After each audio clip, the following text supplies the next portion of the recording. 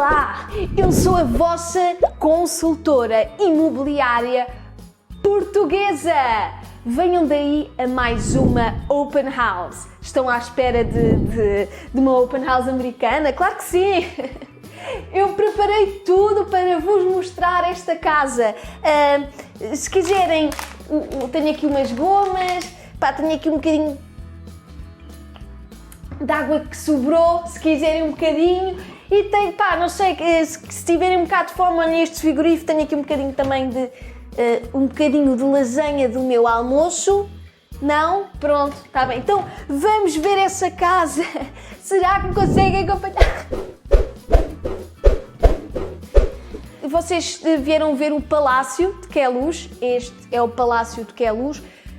Nós usámos uma foto grande angular, se calhar parece um bocado mais pequeno. Aliás, vieram ver um T8. Isto era um T8, era aqui um T1, Pladur, T2, T4, mas entretanto partimos isto tudo para ficar um open spacing, you know what I mean? I love English. Vamos aqui ver a sala.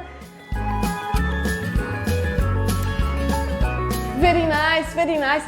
Temos aqui um sofá, couch para Pumba, não é? Pumba Nerina.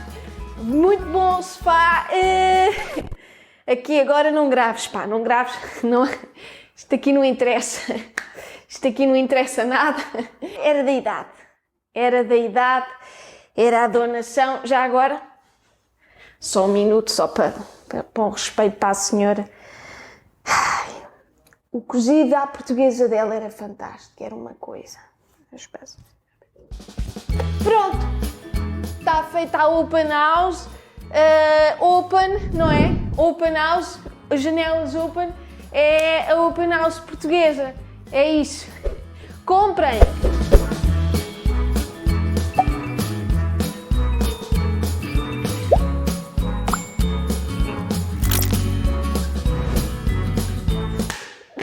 I love English, you know what I mean?